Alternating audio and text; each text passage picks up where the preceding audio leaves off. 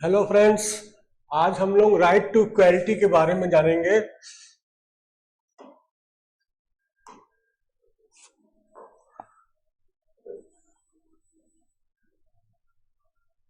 Right to equality article 14 से 18 में दिया गया है और इसमें आर्टिकल 14 है इक्वालिटी बिफोर लॉ। हम लोग आज इक्वालिटी बिफोर लॉ डिस्कस करेंगे। और आर्टिकल 15 है prohibition of discrimination on grounds of religion, race, caste, sex और प्लेस ऑफ बर्थ। आर्टिकल 16 है equality of opportunity in matters of public employment. Article 17 है abolition of अनटेंसिबिलिटी। Article 18 है abolition of titles. ये 5 articles हैं right to equality में। इसमें आज हम लोग आर्टिकल 14 डिस्कस करेंगे, equality before law. Equality before law का जो आर्टिकल 14 है वो कहता है the state shall not deny to any person equality before law और the equal protection of the laws within the territory of India. दो बातें हैं। एक तो जो सरकार है वो किसी भी पर्सन को इक्वालिटी बिफोर लॉ डिनाई नहीं करेगी, मतलब कानून के समक्ष सभी लोग बराबर होंगे। दूसरी बात, the equal protection of laws within the territory of India. Bharat की टेरिटरी में सारे लोगों को कानून का बराबर संरक्षण मिलेगा, किसी को कम या किसी को ज्यादा नहीं मिलेगा। पहली चीज है कि कानून के समक्ष सभी बराबर होंगे, और दूसरी बात कि कानून का बराबर संरक्षण सबको मिलेगा, कम ज्यादा नहीं मिलेगा भारत के टेरिटरी के अंदर। ये गवर्नमेंट इस चीज को डिनाई नहीं कर सकती किसी भी पर्सन को। एनी पर्सन लिखा है यहाँ पे। एनी पर्सन में सिटीजन ऑफ इंडिया भी आ जाएंगे, फॉरेनर्स भी आ जाएंगे। तो फॉरेनर्स अगर भारत की टेरिटरी में है तो वो फॉरेनर्स भी इस आर्टिकल में कवर्ड हैं, तो वो भी इक्वल होंगे। ये देखिए लिखा है सिटीजन्स एंड फॉरेनर्स दोनों के लिए ही एप्लीकेबल है। ये वाला आर्टिकल दोनों सिटीजन्स के लिए पे भी एप्लीकेबल है, फॉरेनर्स पे भी एप्लीकेबल है। अच्छा, जो पहला पोर्शन है इक्वालिटी बिफोर लॉ, इसको हम लोग थोड़ा डिस्कस कर लेते हैं। इक्वालिटी बिफोर लॉ का क्या मतलब हुआ? Equality before law means that no special privilege shall be given to any individual. किसी भी इंडिविजुअल को कोई स्पेशल प्रिविलेज नहीं दिया जाएगा, सबको बराबर, कानून के समक्ष सभी बराबर होंगे। और इसी से रूल ऑफ लॉ बनेगा, कानून का शासन होगा देश में। जो कानून है, law of the land is supreme and no one is above law. Individual, चाहे किसी की कोई भी इनकम हो, कोई भी प्लेस ऑफ बर्थ हो, कोई भी क्रीड हो, कोई गरीब है, कोई अमीर है, सबको बराबर कानून के समक्ष सभी बराबर होंगे। ये चीज गवर्नमेंट डिनाई नहीं कर सकती किसी भी व्यक्ति को। कोई ऐसा कानून नहीं बना सकती कि ये इसको कम प्रिविलेज मिलेगा, इसको ज्यादा मिलेगा। कानून के समक्ष और कानून का प्रोटेक्शन सबको बराबर मिलेगा। जो भी ऑर्डिनरी लॉज हैं देश के, वो सब पे बराबर अप्लाई होंगे।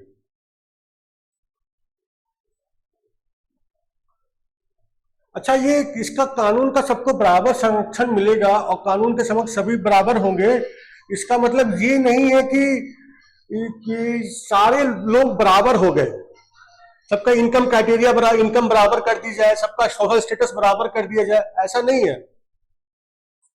वो कानून के समक्ष सभी बराबर हैं, लेकिन absolute equality among all citizens नहीं होगी। अच्छा, ये सेकेंड पार्ट जो है कि equal protection of the laws, जो कानून का संरक्षण मिलेगा सबको बराबरी से, लेकिन इसमें खास बात यह है कि सिमिलर सर्कमस्टेंसेस में मिलेगा। सबके जब सर्कमस्टेंसेस दो व्यक्तियों के सिमिलर होंगे, एकदम एक जैसे होंगे, तो फिर कानून का संरक्षण बराबर मिलेगा। अगर अनइक्वल होंगे तो संरक्षण बराबर नहीं होगा। और सब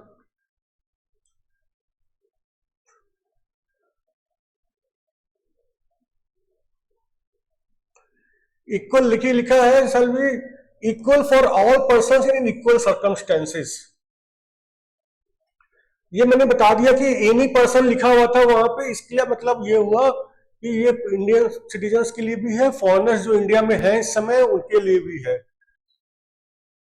अच्छा, ये जो पर्सन वर्ड यूज किया है, पर्सन में फिर लीगल पर्सन्स भी आ जाएंगे, जैसे statutory corporations, companies, registered societies, और या फिर कोई अन्य प्रकार के लीगल पर्सन अगर है तो वो भी कवर होंगे। सिर्फ इंडिविजुअल्स कवर नहीं होंगे, सिर्फ इंसान कवर नहीं होंगे।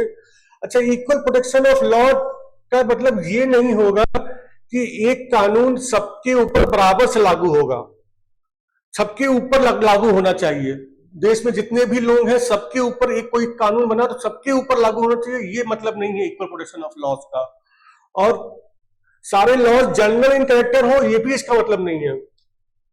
और सारे लॉ का यूनिवर्सल एप्लीकेशन हो ऑन ऑल पर्सन जो कि डिफरेंट पोजीशन में है, सब जो पर्सन डिफरेंट पोजीशन में है उनके ऊपर भी यूनिवर्सल एप्लीकेशन हो किसी कानून का, ये जरूरी नहीं है। आर्टिकल 14 यही कहता है कि सिमिलर सर्कमस्टेंसेस में सबको इक्वल ट्रीट किया जाएगा, और इसका मतलब ये नहीं है कि अनइक्वल सर्कमस्टेंसेस में भी इक्वल ट्रीट किया जाएगा। अच्छा, इसके कुछ एक्सेप्शंस भी हैं, इसके इस रूल के कुछ एक्सेप्शंस भी हैं। जैसे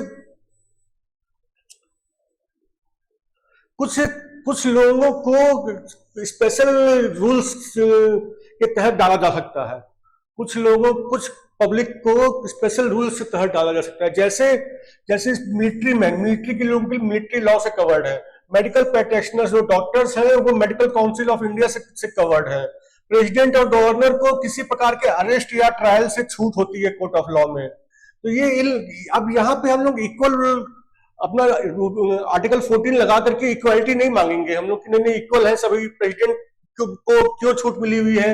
ये इसमें लिखा है कि इसमें ये एक्सेप्शंस में है, मिलिट्री वाले के लिए अलग कानून होता है, तो ये इक्वालिटी ऑफ लॉ इसमें एप्लीकेबल नहीं होगा, ये एक्सेप्शंस में आ जाएगा। अच्छा, और क्या एक्सेप्शन है? प्राइवेट सिटीजन्स जो हैं और जो पब्लिक ऑफिशियल्स हैं उनके पावर्स अलग अलग हो सकते हैं। जो पब्लिक सरकारी अफसर हैं उनके पावर ज्यादा होंगे। इसका इक्वल प्रोटेक्शन ऑफ लॉ का मतलब ये नहीं है कि सबके पावर बराबर होने चाहिए। एक आम आदमी जो है और सरकारी अफसर है उसके पावर भी बराबर होने चाहिए। गवर्नमेंट एम्प्लॉयज के पावर ज्यादा हो सकते हैं। अच्छा, कुछ डिस्क्रिशनरी पावर्स दी गई हैं मिनिस्टर्स को और अदर एग्जीक्यूटिव बॉडीज को, जैसे जैसे पार्लियामेंट और स्टेट लेजिस्लेचर ने कुछ पावर डेलीगेट की है कानून बनाने का, इसलिए मिनिस्टर और अदर एग्जीक्यूटिव बॉडीज जैसे सीबीआईसी, सीबीडीटी को कानून बनाने की पावर मिली हुई है अपनी इच्छा के अनुसार, इसलिए उनके पास ज्यादा पावर है और लोगों की तुलना में। इसमें भी इक्वालिटी ऑफ लॉ, आपका इक्वालिटी बिफोर लॉ ये आपका आड़े नहीं आएगा, ये एक्सेप्शन में रहेगा। हर आदमी ये नहीं कह सकता कि मुझे भी कानून बनाने की पावर मिल जाए क्योंकि इक्वालिटी बिफोर लॉ है। अच्छा, कुछ लोग जो बैकवर्ड एरियाज में रह रहे हैं उनके फेवर में कुछ डिस्क्रिमिनेशन परमिसेबल है। Any discrimination made in favour of person belonging to in favor of persons residing in a backward area is permissible। अगर कोई व्यक्ति एक इंडस्ट्रियल एरिया जो बैकवर्ड एरिया में इंडस्ट्रियल यूनिट बनाता है उसको कुछ स्पेशल फैसिलिटीज दी जा सकती है, इसमें फिर इक्वालिटी बिफोर लॉ भी आड़े नहीं आएगा। अच्छा, राइट टू इक्वालिटी का कुछ हम लोग स्पेशल फीचर्स देख लेते हैं, इंपॉर्टेंट पॉइंट्स है। सारे लॉज जो बनाए गए हैं वो जनरल इन कैरेक्टर होना जरूरी नहीं है, और कोई भी लॉ सारे लोगों पे अप्लाई करे ये भी जरूरी नहीं है। और जैसे कि हमने देखा था कि जैसे all persons are not in same circumstances, universal application of law is not necessary. As the nature of society varies at different places, legislature enacts laws in the best interest of the state। अलग अलग society, अलग अलग जगहों पे अलग अलग nature है उन लोगों का सोसाइटी का, उसके हिसाब से बेस्ट इंटरेस्ट क्या सूट कर रहा है उनके को उस हिसाब से लॉ बनाया जाता है। तो इक्वालिटी का प्रावधान उसमें भी आड़े नहीं आएगा। अगर हम जहां पे सर्कमस्टेंसेस अलग अलग हैं वहां पे भी हम इक्वल कर दें तो ये इनजस्टिस हो जाएगी और इनइक्वालिटी भी हो जाएगी। आर्टिकल 14 का मंतव्य इस यही है कि जो लोग इक्वल हैं वो इक्वल ट्रीट किए जाए, ये नहीं कि जो अनइक्वल है उनको भी इक्वल ट्रीट किया जाए। क्लास लेजिस्लेशन प्रोहिबिटेड है। क्लास लेजिस्लेशन प्रोहिबिटेड है का मतलब कि कुछ लोग बिल्कुल इक्वल सर्कमस्टेंसेस में हैं, उनमें से कुछ लोगों को छांट करके उनके लिए कोई स्पेशल ऑर्डर या स्पेशल लॉ बनाया जाए तो वो क्लास लेजिस्लेशन होता है और वो प्रोहिबिटेड है। लेकिन क्लासिफिकेशन अलाउड है अगर वो कोई रीजनेबल बेसिस पे है, तो अगर वो आर्बिट्रेरी नहीं होना चाहिए कोई क्लासिफिकेशन की, ये क्लासिफिकेशन हमने कुछ भी आर्बिट्रेरी ग्राउंड पे क्लासिफिकेशन कर दिया पब्लिक का तो वो नहीं अलाउड है। कुछ रीजनेबल बेसिस पे होना चाहिए क्लासिफिकेशन की, ये टेरिटरी की बेसिस पे हो, एजुकेशन की बेसिस पे हो, किसी बेसिस पे हो तो वो अलाउड है। अच्छा, इलीगैलिटी में कोई इक्वालिटी नहीं होगी।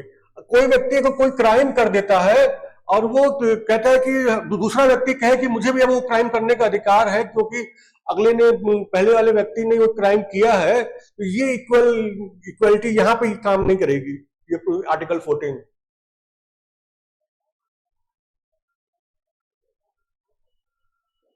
अच्छा, स्पेशल ट्रीटमेंट टू गवर्नमेंट और public bodies. If a law provides for a special treatment to any government or public bodies, it shall not be treated as violation of Article 14।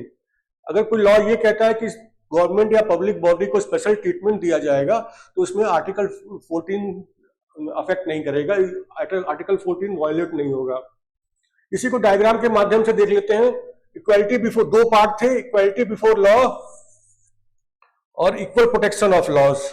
इसमें क्या था, no special privilege to any individual, कोई भी special privilege एक individual को नहीं दिया जाएगा, रूल ऑफ लॉ होगा देश में। इसमें कुछ एक्सेप्शंस हमने देखे थे। Certain classes of person can be made subject to special rules, जैसे कि मिलिट्री वाले, डॉक्टर्स, गवर्नमेंट ऑफिसर्स और प्राइवेट सिटीजन्स की पावर और पब्लिक के पावर्स अलग अलग होंगे। पब्लिक गवर्नमेंट, प्राइवेट सिटीजन्स के पावर और पब्लिक ऑफिशियल्स के पावर अलग अलग हो सकते हैं। Discriminatory powers granted to ministers and other executive bodies दिए, इनको मिनिस्टर्स और एग्जीक्यूटिव बॉडीज को डिस्क्रिमिनेटरी पावर्स दिए गए हैं। Discrimination in favour of persons residing in backward areas is permissible, उनको कुछ स्पेशल फैसिलिटीज दी जा सकती है। और equal protection of laws in similar circumstances, equal treatment to all individuals. अगर परिस्थितियां बिल्कुल एक जैसी हैं तो सारे इंडिविजुअल्स को इक्वल ट्रीटमेंट दिया जाएगा और equal protection without any discrimination, बिना किसी डिस्क्रिमिनेशन के इक्वल प्रोटेक्शन दिया जाएगा। Thank you.